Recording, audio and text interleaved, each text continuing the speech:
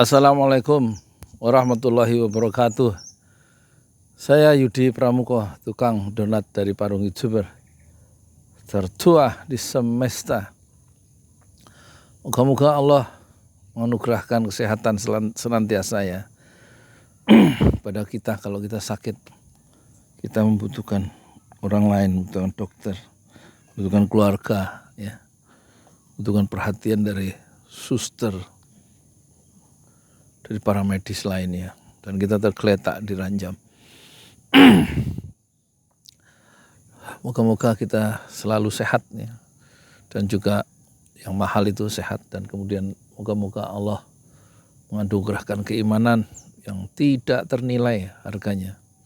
Kalau keimanan itu Allah cabut dari relung-relung jiwa kita yang terdalam, maka orang yang dicabut ya nikmat iman itu, dia sehat tapi tidak bisa sujud ya, keberkahan hidupnya dia hilang, tidak bisa ruku.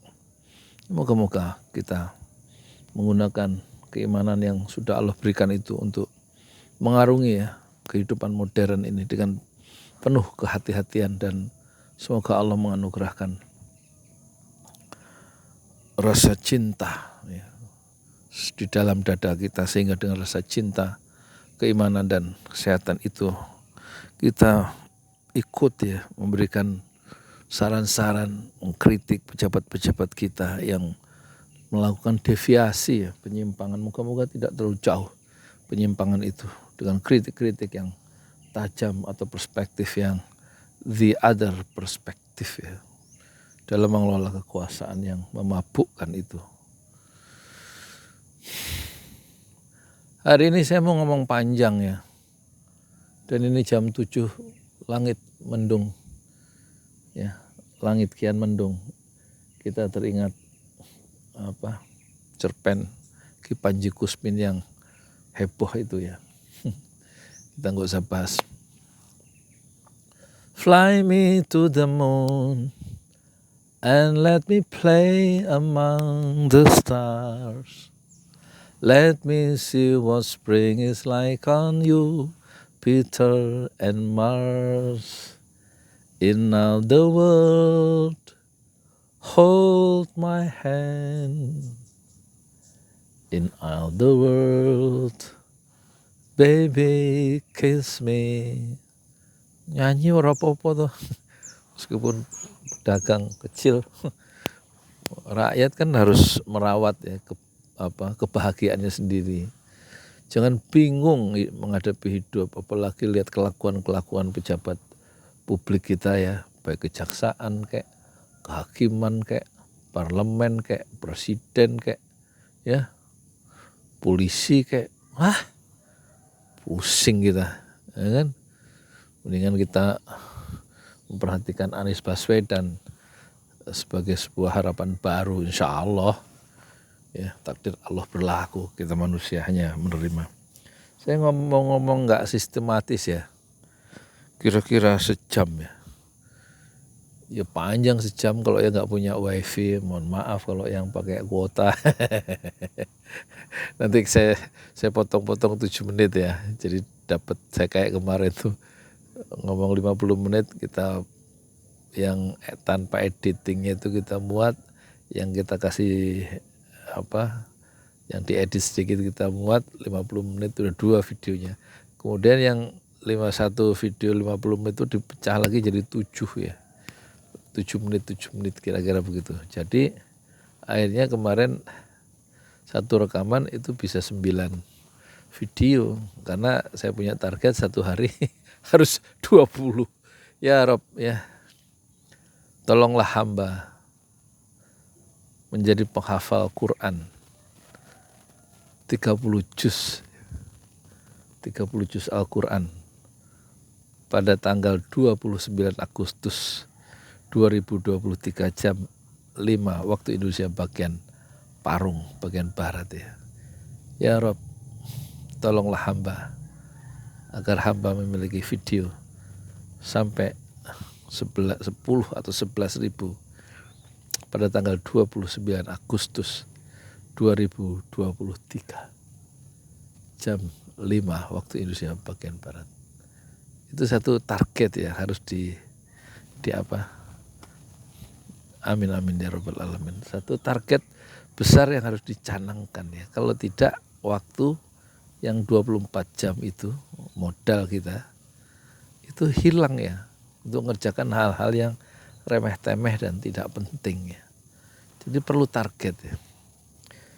Kalau sebagai YouTuber target saya 20. Saya naikkan targetnya enggak 10, satu hari 20 video ya. Ya, 20 video.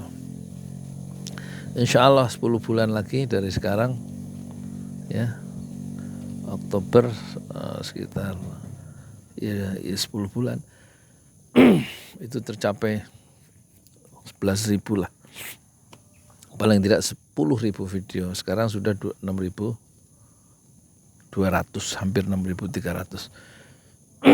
Tanpa target orang bisa hidup ya. Tetap bisa hidup tanpa target yang dipasang sendiri.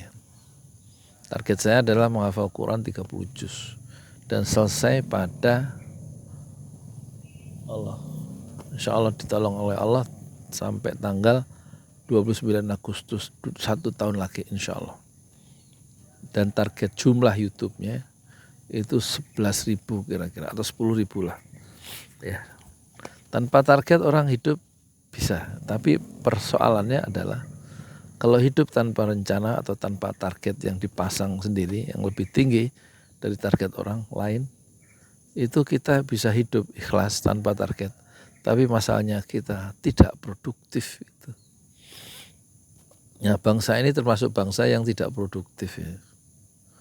Kenapa? Karena banyak kejahatan-kejahatan yang dilakukan oleh polisi misalnya. Ya. Entah oknum, entah polisi beneran, pokoknya membunuh 6 orang ya, tanpa ada sebab, tanpa ada kesalahan. Itu membuat bangsa kita itu tidak produktif. Akhirnya waktu habis kan untuk memikirkan memprotes kelakuan polisi itu. Ya enggak? Ya 6 orang di kilometer 50 disiksa terus ditembak sampai 19 peluru loh. Terbagi ke 6 anak muda itu yang usianya di bawah 30 tahun saat mereka dengan gagah berani ya, menghalang-halangi kejaran dari polisi jahat itu ya, yang sebenarnya menyasar Habib Rizik kan, tapi karena dihalang-halangi mungkin sasaran pembunuhannya adalah Habib Rizik. Wallahu a'lam, hanya Allah yang tahu ya. Karena polisi tidak mengeluarkan pernyataan, tapi karena dihalang-halangi oleh pengawal yang 6 orang itu dan rencana jahat itu, tampaknya Allah gagalkan dengan tumbal. Lahirlah 6 syuhada yang kemudian menginspirasi saya bikin masjid 6 syuhada di atas tanah wakaf dari Bapak Haji Paramaharta. Masjid 6 syuhada tinggal dicor lantai 2 dan perlu dana 100 sampai selesai, sampai atas ya, sampai ada gentengnya. Gentengnya sudah ada ya. Kiriman genteng bagus, Jatiwangi 3.000 buah. Kiriman Hajah Ibu Nikmah, Ibu Hajah Nikmah Jakarta sudah ada 3.000. Alhamdulillah. Informasinya dari Ibu Hajah Zaitun dari Belanda, telepon langsung ke saya bahwa adiknya di Jakarta mau ngirim, mau wakaf genteng. Kita terima 1 truk malam-malam sampai sini, jam 2 dari Jakarta, sampai sini maghrib. Itulah untuk Masjid 6 Syuhada.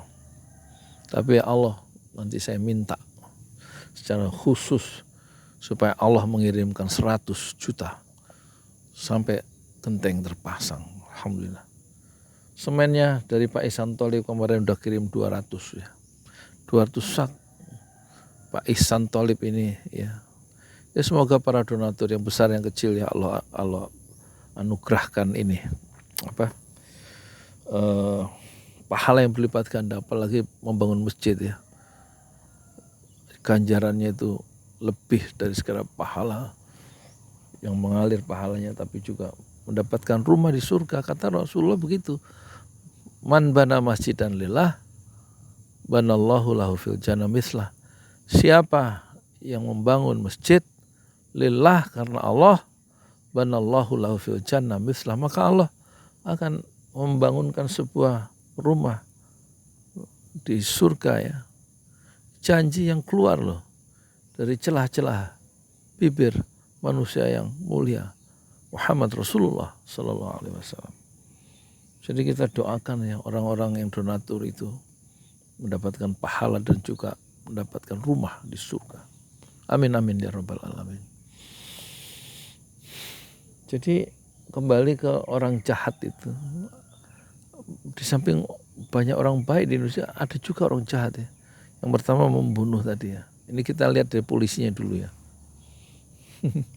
Nggak semua polisi, tapi faktanya Teddy Minahasa, jenderal narkoba kekayaan 30 miliar. Polisi kok sampai 30 miliar.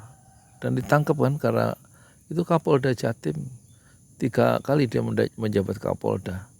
Emang nggak ada itu sirkulasi kepemimpinannya, kaderisasi atau apa istilahnya. Kok sampai menjadi Kapolda sampai 3 kali, yang lain kan jadi nggak kasih kesempatan ya, nggak dapat kesempatan gitu loh untuk jadi Kapolda. Kan orang juga perlu berkembang ya. Perlu ada satu arena kesetaraan kesempatan ya, sehingga hidup lebih fair gitu kan. Nah dia ditangkap ya polisi. Terus sebelumnya Sambo diduga merencanakan pembunuhan ya, berencana.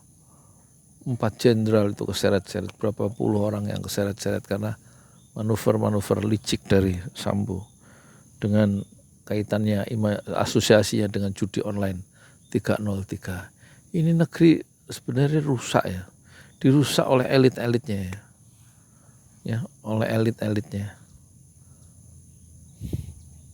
Contoh ya, ada akademisi yang mengandalkan kejujuran dan kebenaran ya, dan ketika masuk kekuasaan itu aneh aja omongannya itu ya, spektrum omongannya tuh ya semau-maunya dia berdasarkan kepentingan politik atau kepentingan keputusan-keputusan kabinet yang dia wakili sebagai menteri di situ ya.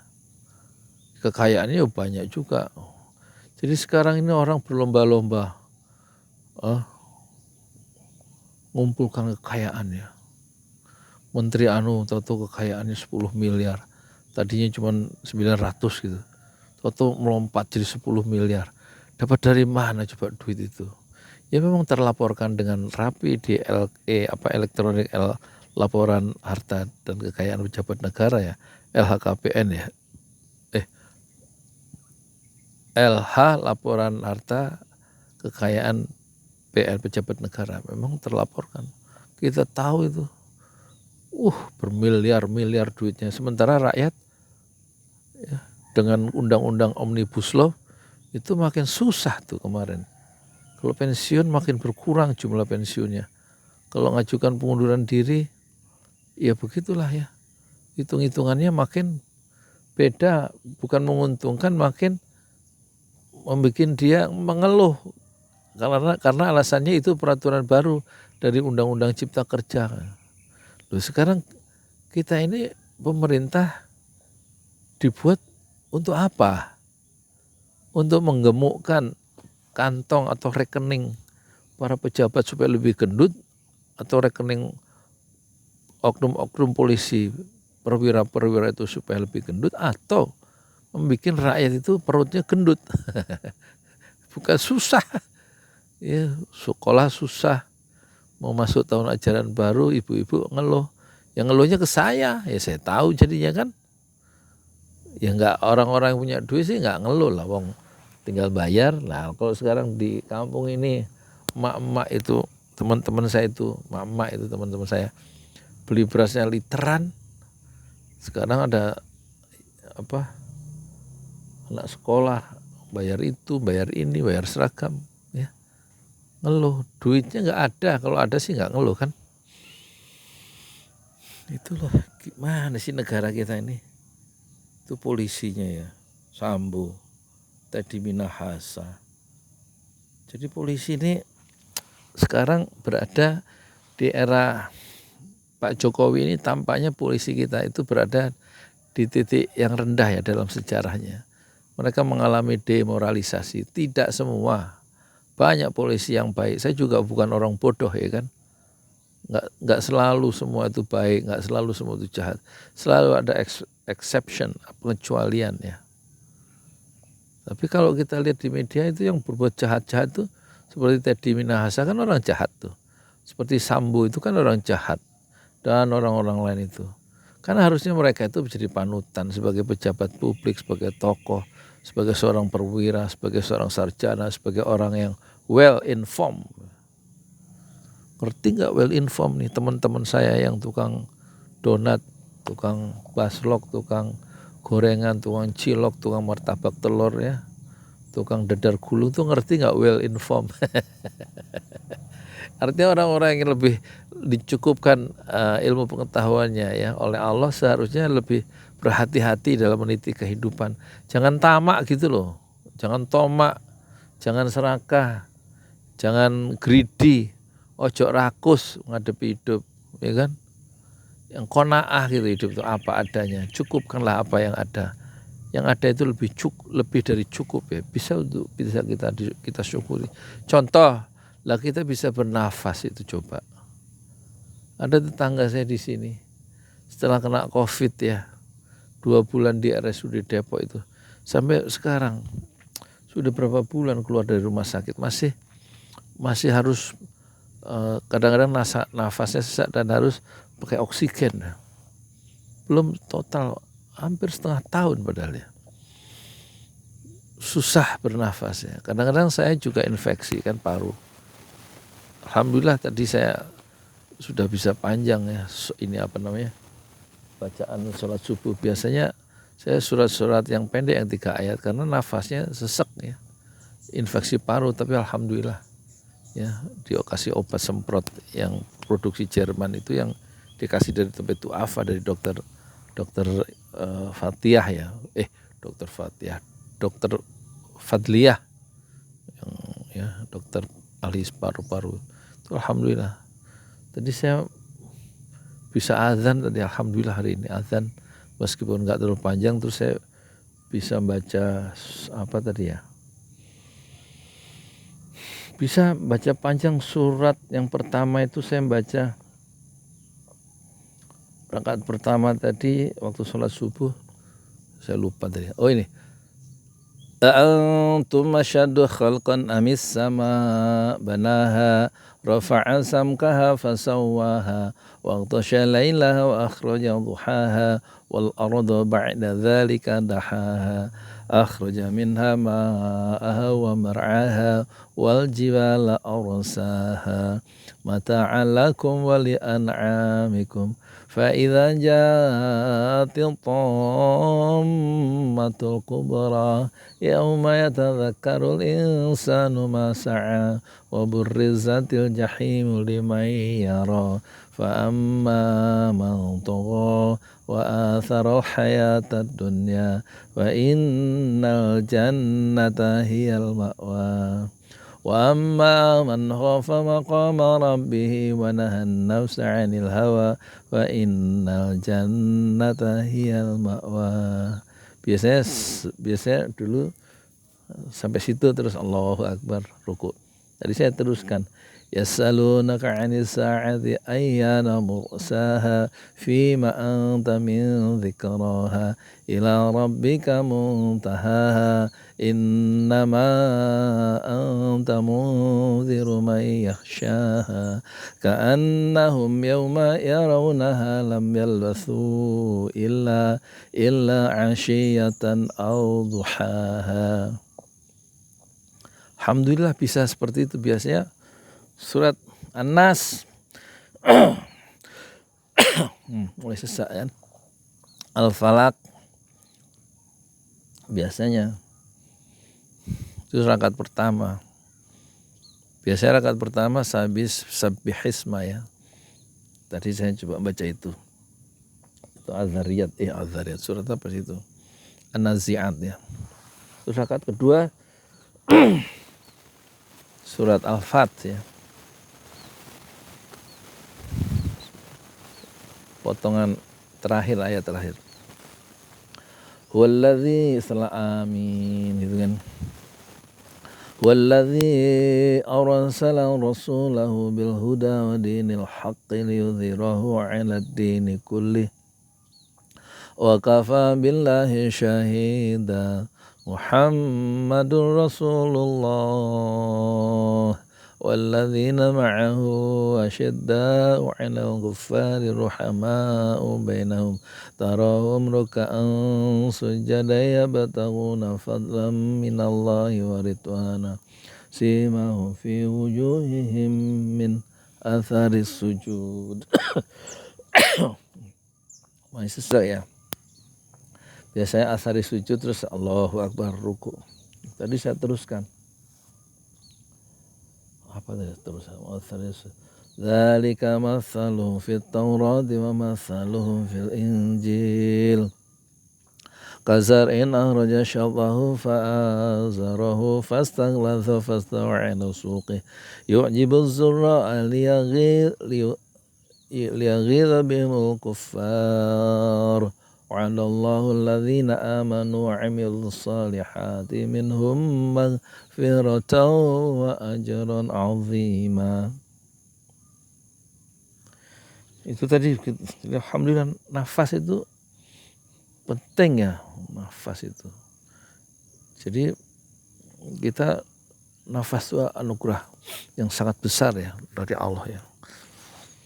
Banyak orang yang dioksigen ya. Dulu saya pernah lihat Muhammad Nasir ya, di rumah sakit. Saya jenguk di akhir hayatnya itu di ruang ICU. Muhammad Nasir bekas Perdana Menteri NKRI yang pertama ya.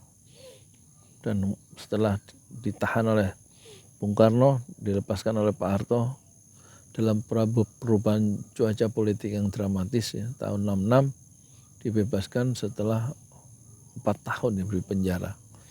Dan kemudian tahun 67 Muhammad Nasir yang lahir 1908 wafat 1993 itu dalam usia 85 tahun itu kemudian dia mendirikan yayasan yang terkenal ya, yang namanya Dewan Dakwah Islamiyah Indonesia.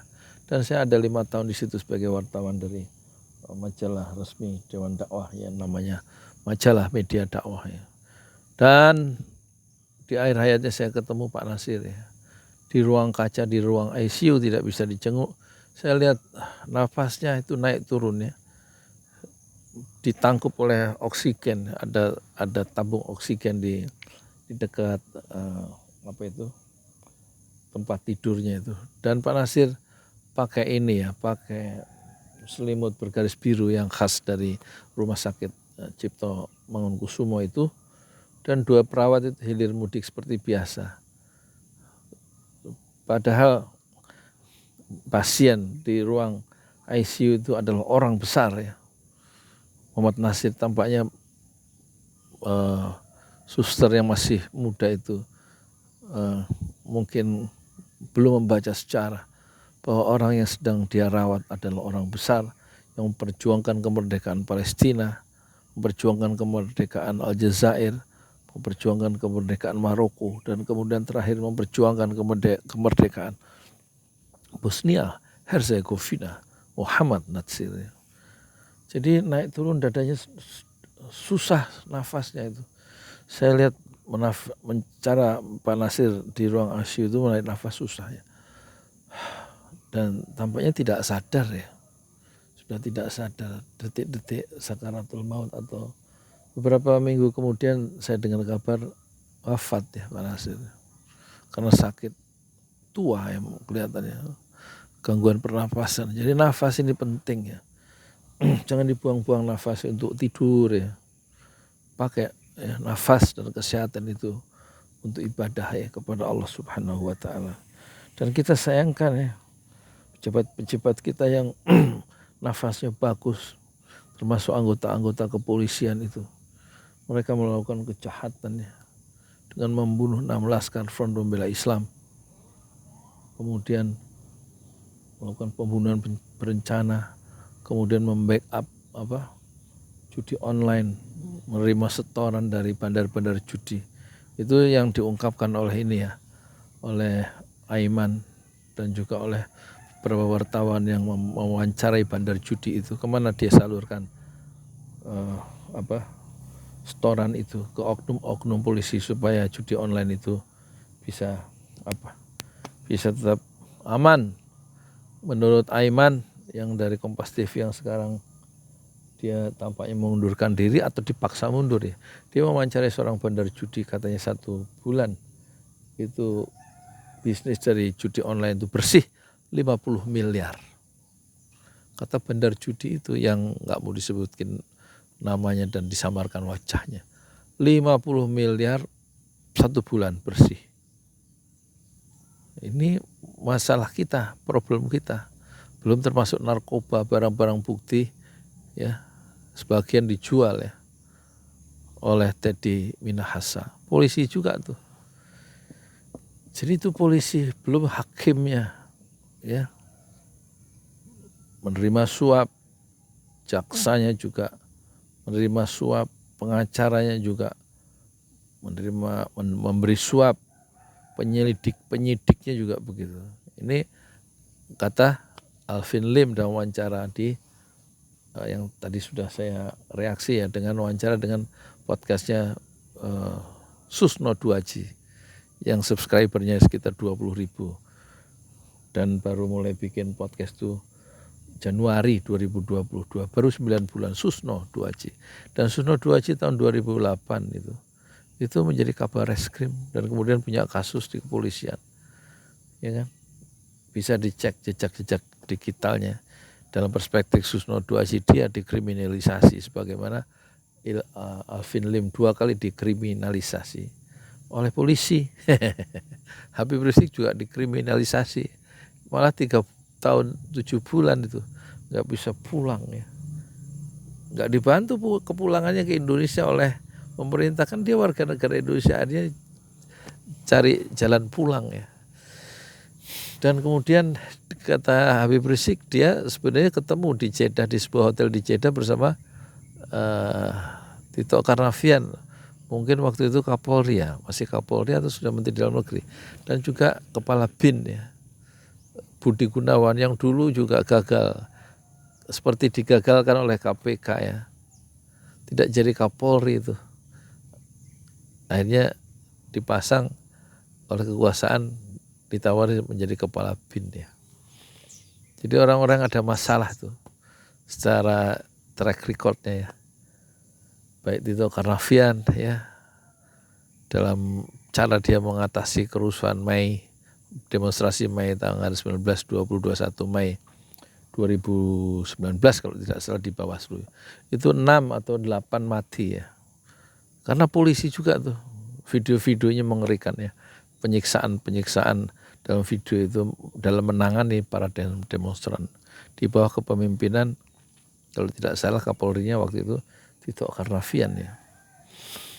Inilah ya wajah ya penegakan hukum kita. Polisi kita tidak seperti, jauh ya dari ideal, bukan seperti polisi di Scotland Yard di Inggris ya, yang sangat berwibawa di mata masyarakatnya.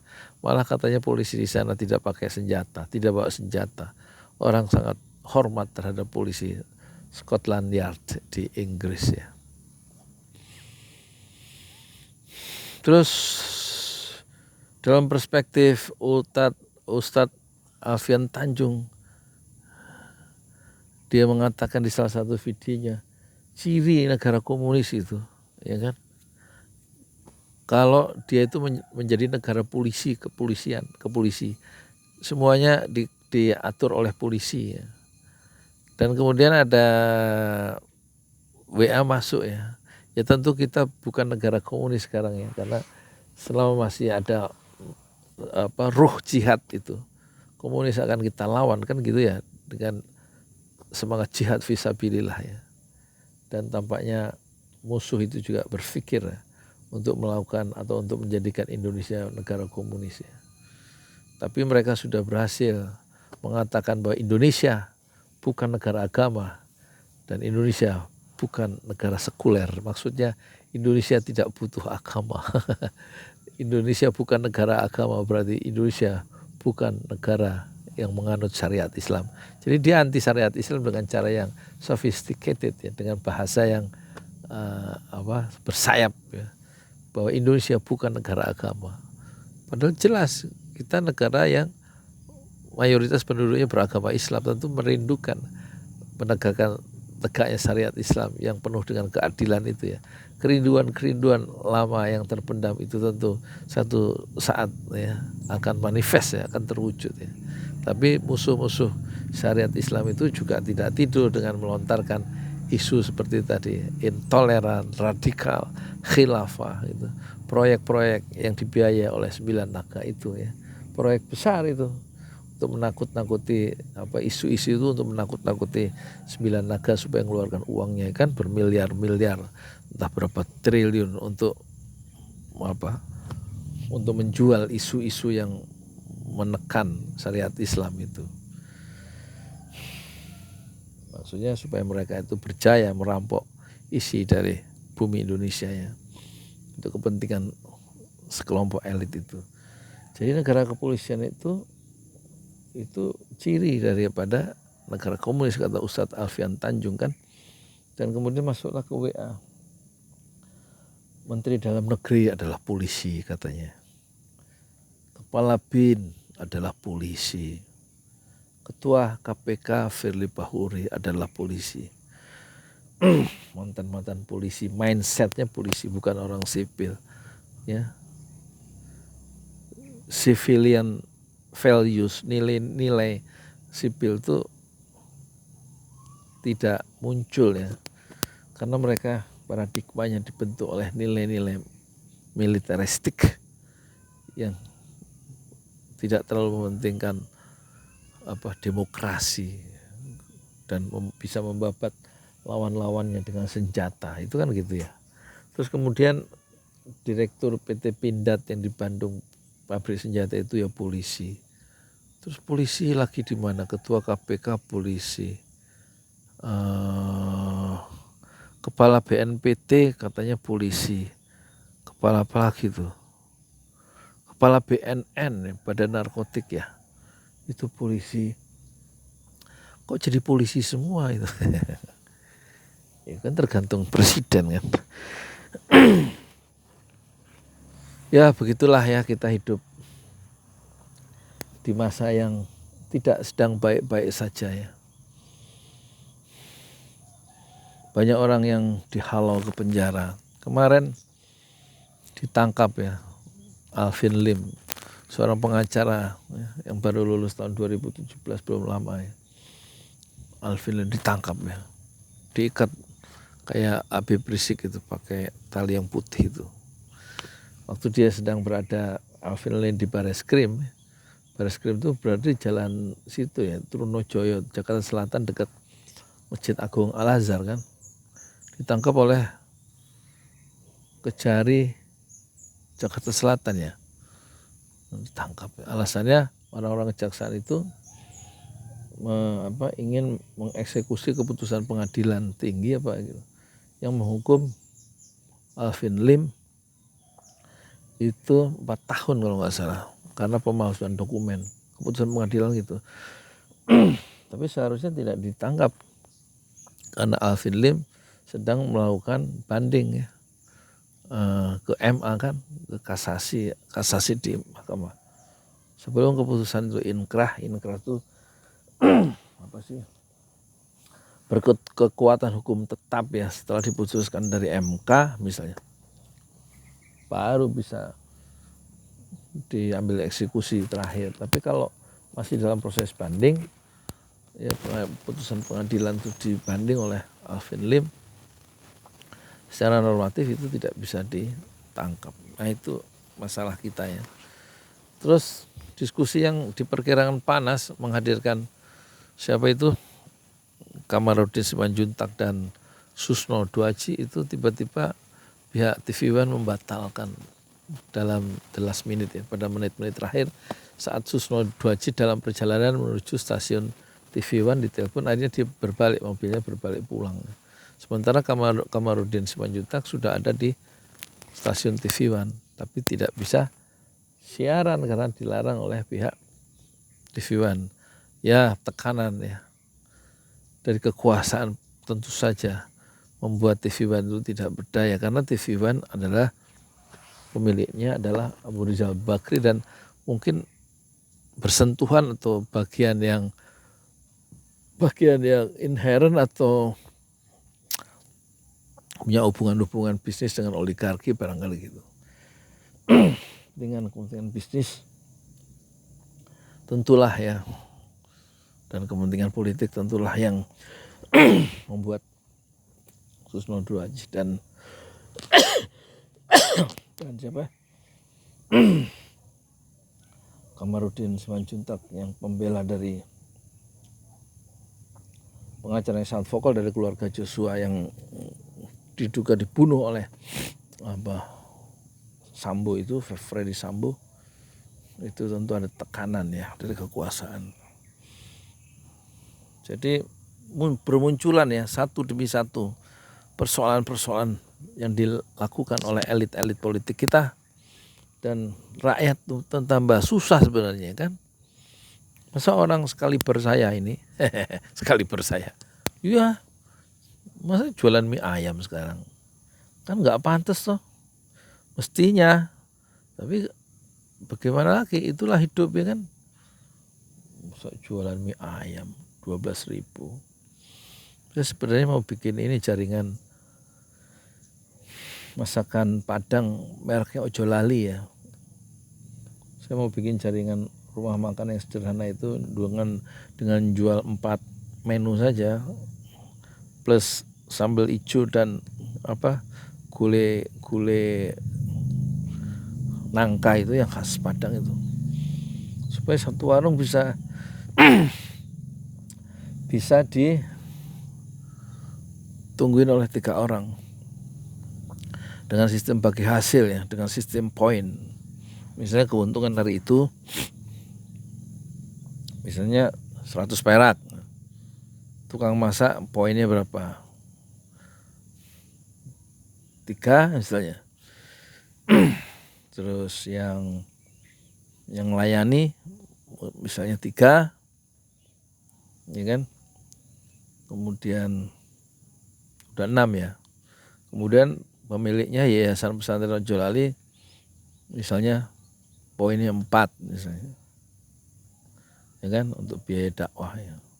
Jadi kalau keuntungan 100.000, yang tukang masak dapat 30.000, yang layani ya kan dapat 30.000. Terus yayasan itu dapat 30.000 karena 3 poin ya. Yang satu yang 10.000 tentu tukang cuci piring misalnya ya. Poinnya berdasarkan sistem poin begitu, sudah dipotong masa hari itu. Dan itu kalau kita kembangkan sampai 100 rumah makan ya, ada rumah makan ada yang digerobak ya, digerobak dorong, jadi memotong overhead cost itu dipotong, nggak ada listrik, nggak ada biaya sewa tempat misalnya. Jadi gerobak khusus penjual makanan matang dengan merek rumah makan bukan sederhana, rumah makan Ojo Lali, masakan Padang, tapi mungkin begitu ya kan. Kalau yang digerobak nggak perlu kompor kecuali termos yang warna-warni untuk jual es kelapa itu, satu untuk tempat nasi ya. Terus selebihnya etalase kaca ya, mungkin ukurannya 1,5 meter gerobak itu ya kan, lebarnya mungkin 60 cm, lebarnya 1,5 meter atau 2 meter lah ya, pakai kaca tuh ya. 1,5 meter lah, 1,20 meter lah lebarnya. terus bannya ban motor 3, yang 2 ban motor, yang 1 kecil. Itu seperti itu bisa untuk gerobak itu bisa menciptakan 2 lapangan pekerjaan ya. 2 anak muda yang nggak punya ijazah itu loh, tapi bisa kita didik ngajinya, sholatnya gitu. Ada pertemuan mingguan kan dengan sistem poin ya gitu. Mereka tinggal bawa masakan mateng ya kan, misalnya begitu ya. Mau bikin prototipnya dulu gerobak yang kira-kira aman bisa ditutup ya, misalnya begitu ya. Ya dia akan mangkal juga gerobak itu, makanan matangnya dibawa pakai motor aja, sekali jalan bisa dengan 2 orang ya. 2 orang anak muda pakai sistem bagi hasil atau franchise itu, bikin sampai 1000 jaringan rumah makan ojo lali ya. Ada yang di ruko yang nyewa tempat setahun sampai 10 atau 15 juta, ada yang di gerobak-gerobak ya, paket 10.000 jadi murah, orang bisa makan. Innama nut'imukum liwajhillah la nuridu minkum jazaa'an wala syukura. Kami ngasih makan kalian liwajhillah, untuk mencari keridhaan Allah, la nuridu minkum jazaa'an wala syukura, dan kami enggak mengharapkan, dari hati kami itu enggak ada motivasi atau harapan untuk mendapatkan jaza, balasan, wala syukur, dan juga enggak ingin ada ucapan terima kasih ya dengan memberi makan yang murah ya kepada kalian itu. Jadi kita bisnisnya bisnis dengan Allah ya, dan membuka lapangan pekerjaan dengan menjual paket 10.000, nasinya tidak dicetak seperti warung Padang biasa, tapi nasi dibiarkan bebas ya, supaya orang makan tuh kenyang gitu loh ya, bebas, bisa dibungkus ya, sambal hijaunya gratis, nangkanya gratis, ayamnya ya nasinya bebas, ayamnya paling harga 5-6 ribu kan, ada keuntungan sedikit marginnya, misalnya begitu ya. Kata Rasulullah, kalau besok, umur saya sudah 61 kan, kalau besok hari kiamat itu tiba, huru hara kiamat itu terjadi dan dunia alam semesta ini hancur ya kan gitu. Tapi hari ini kata Rasulullah masih bisa nanam kurma, tanam saja kurma itu. Jadi prosesnya itulah yang penting, bukan hasilnya dalam dakwah itu. Prosesnya itu yang dinilai dalam Islam. Padahal kurma itu bisa panen, bisa kita petik hasilnya setelah 8 tahun kan. Tapi Rasulullah mengingatkan, kalau besok hari kiamat tiba, hari ini masih bisa nanam kurma, yang panen itu 8 tahun, nggak bisa langsung kita melihat hasil pekerjaan kita, tanam aja kurma itu. Jadi itulah salah satu motivasi yang membuat pesantren Ojo Lali itu membuat sumur, wakaf sumur ya, dengan dana dari para donatur ya, terima kasih sebelumnya. Sampai 24 sekarang, 24 wakaf sumur. Alhamdulillah masyarakat itu ya, di Sukabumi, di Lampung, di mana itu, di Garut, di kompleks ini Branwir ada 5, di situ di Cikarang, Bekasi ya, di Ciseeng itu yang ke-24 ya, dana dari Pak Haji Haryanto dan Ibu Wardiati Suwarjo itu habis semuanya ya, karena masyarakat begitu tidak mampunya, sehingga kita pasang listrik sendiri, ngebor itu 3 juta, torennya beli 2 juta, mesinnya juga langsung dibeli sama Yayasan Pesantren Ojo Lali. Terus kemudian tenaganya, tiang untuk torennya, cor-corannya juga ya, begitulah ya. Bisa ya dengan semangat Rasulullah tadi, kalau besok hari kiamat tiba, hari ini masih bisa nanam kurma, tanam saja gitu. Kata Muhammad Nasir juga, kalau dalam dakwah itu nggak usah setiap juru dakwah atau mujahid dakwah itu enggak, atau ustadz yang berdakwah siang malam itu tidak selalu harus menikmati hasilnya. Hasil dakwah itu bukanlah seperti orang makan langsung terasa kenyangnya, ada hasilnya, kerasa, bisa dirasakan, tidak, kata Muhammad Nasir. yang tokoh dakwah tingkat dunia itu, Muhammad Nasir, yang lahir di 1908, wafat 1993. Pimpinan terakhirnya adalah Ketua Dewan Dakwah ya, Yayasan Dewan Dakwah Islamiyah Indonesia yang di kantor Keramat Raya 45 itu, yang ternyata setelah lambat laun saya tahu bahwa Keramat Raya 45 itu dulu adalah kantor pusat partai politik Islam terbesar, yaitu Masyumi. Lawan yang bisa membayang-bayangi PKI dan gerakan-gerakan yang membahayakan NKRI ya.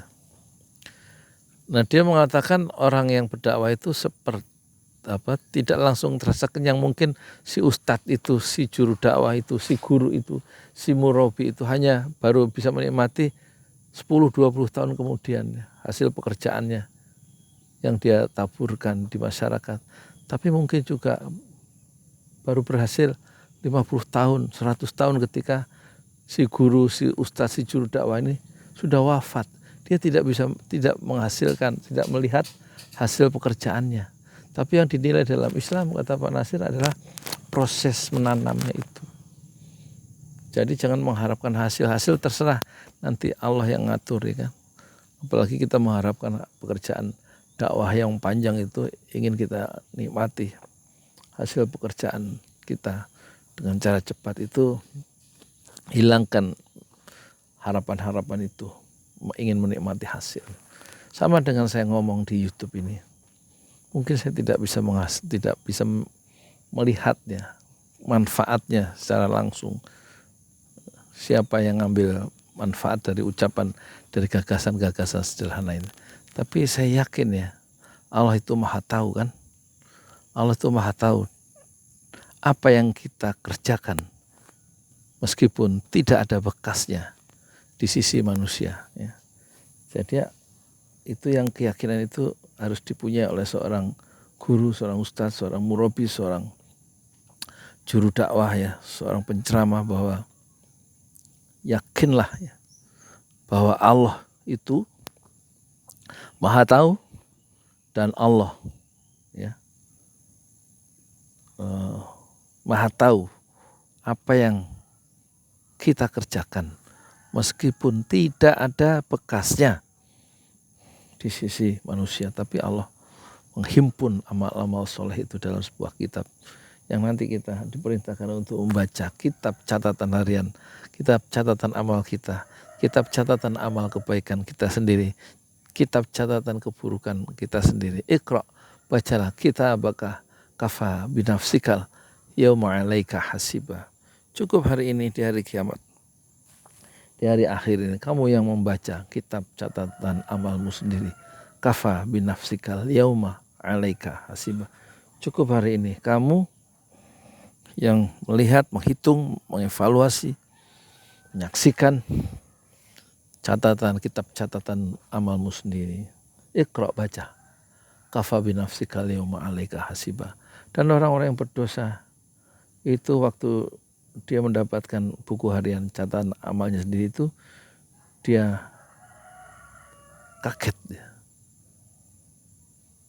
Ya wailatana mali hadzal kitab. Celakalah, ini kitab apa? Ini di surat Al-Kahfi ya.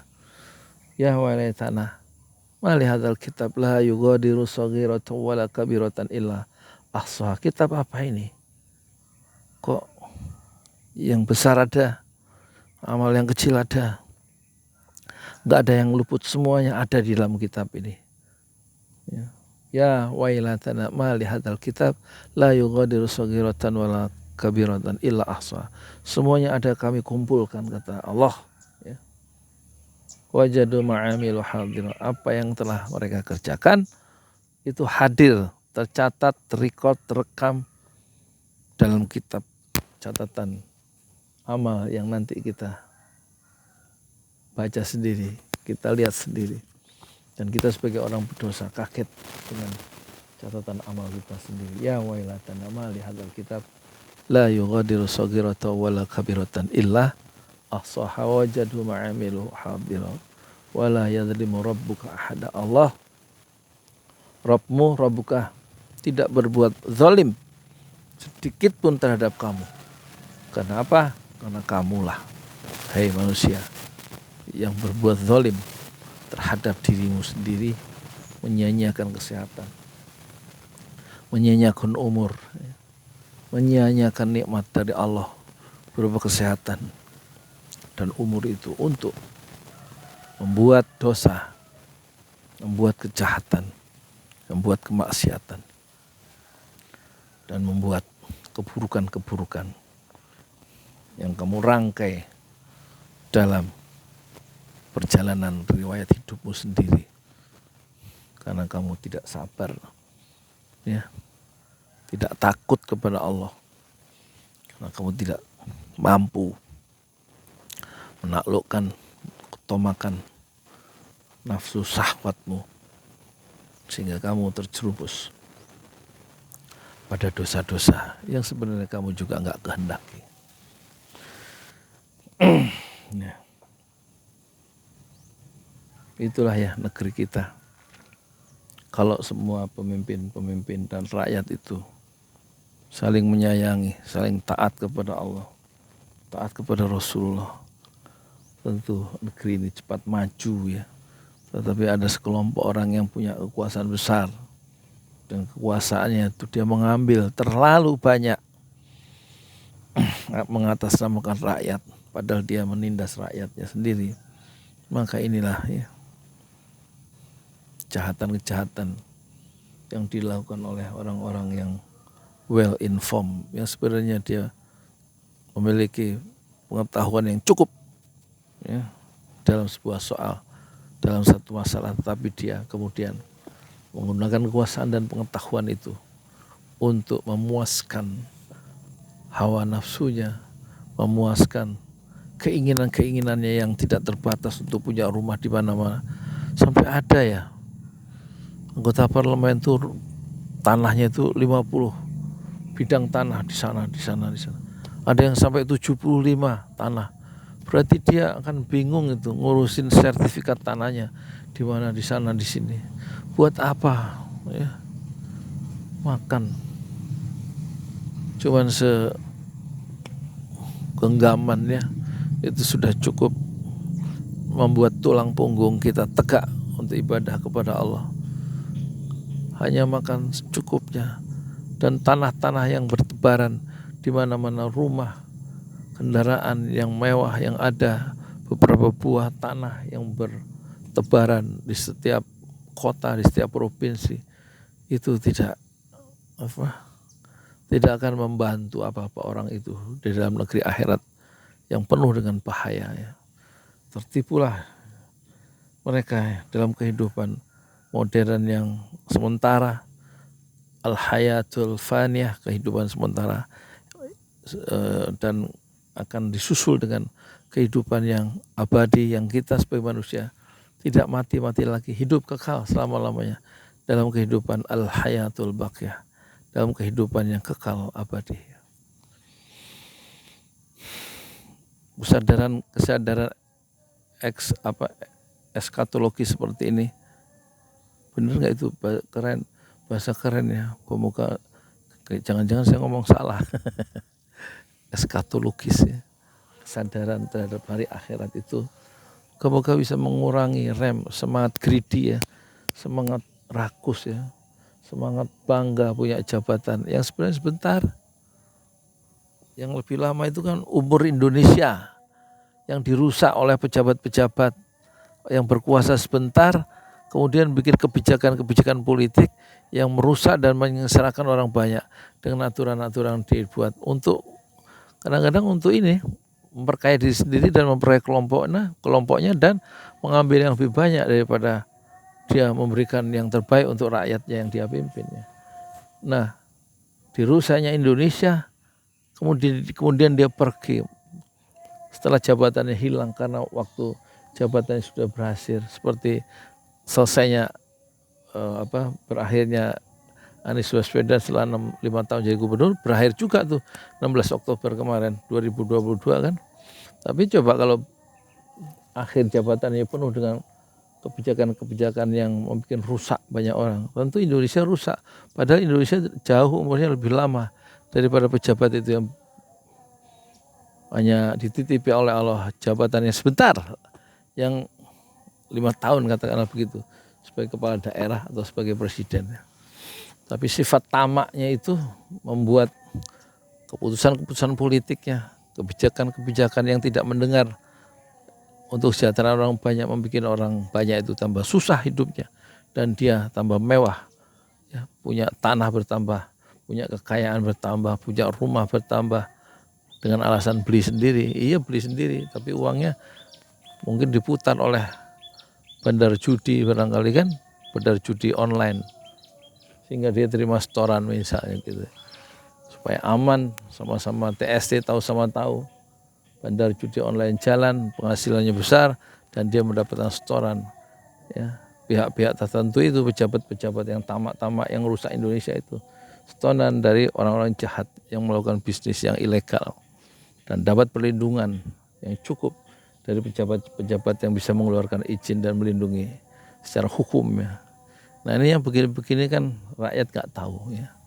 Rakyat taunya dia mendorong gerobak, susah hidupnya, berjuang ya di jalan dalam deru dan debu seperti supir-supir ojol itu, menghidupi anak istrinya yang hidup dalam rumah kontrakan yang pengap, yang sempit, dan dia mencari nafkah dalam bahaya senantiasa karena mencari nafkah dalam deru di jalan, dalam hujan, dalam panas, dalam debu, dalam ancaman tabrakan atau ditabrak. Risiko tinggi di jalan, mencari sesuap nasi rakyat-rakyat kecil, supir-supir ojol, driver online itu. Sementara pemimpin-pemimpinnya kaya raya, memperlihatkan kemewahannya, mobilnya, jasnya, lifestyle-nya, ada yang pakai jet pribadi. Ada dulu sebuah tokoh ormas dalam sebuah ormas yang mau bikin muktamar di Lampung, itu naik jet pribadi ke sana itu. Ya, yang sekarang jadi ketua ormas itu. Luar biasa. Hendrawan juga yang jenderal itu waktu ke rumahnya keluarga Yosua juga pakai jet pribadi. Ada ketua Banggar yang mengusulkan supaya listrik 450 watt itu dicabut. Ya. Dia terlihat sambil merokok berada di dalam pesawat jet pribadi. Jadi orang-orang yang mewah hidupnya itu, yang memperlihatkan kekayaannya di publik secara sengaja dan dia tidak malu dan tidak bisa merasakan penderitaan rakyat banyak. Itulah orang-orang yang tidak bisa memiliki rasa empati ya. Tidak bisa memberikan ruang-ruang hatinya yang lebih luas, yang lebih terbuka, yang lebih halus, lebih lembut untuk kehadiran rakyat yang hidupnya susah dewasa ini di akhir pemerintahan Pak Jokowi ya. Kemewahan hidup para pejabat ya, baik legislatif, baik eksekutif, baik yudikatif, dan baik kepala-kepala daerah, itu membuat rakyat itu sebenarnya mencari pemimpin baru, ingin mendapatkan satu keteladanan yang baru, yang hidup sederhana, yang santun, yang ramah, yang dengan keramahan, kesantunan dan ketegasan, tanpa melakukan manajemen ketakutan, tanpa melakukan satu intimidasi terhadap bawahannya, dia bisa sukses membangun selama 5 tahun ketika dia menjadi gubernur DKI Jakarta, dan tampaknya Allah akan menakdirkan orang itu menjadi pemimpin bangsa di masa depan sebagai Presiden Republik Indonesia yang ke-8, Anies Baswedan. Saya Yudi Pramuko, tukang donat dari Parung, YouTuber tertua di semesta Fasbir Sobron Jamila. Bersabarlah dengan kesabaran yang indah. Assalamualaikum warahmatullahi wabarakatuh. 1 jam saya ngomong apa. Jadi enak juga ya kalau ngomong panjang daripada ngomong 7 menit diburu-buru. Ya kalau ngomong 7 menit itu enak, kemungkinan ditonton banyak orang lebih besar ya.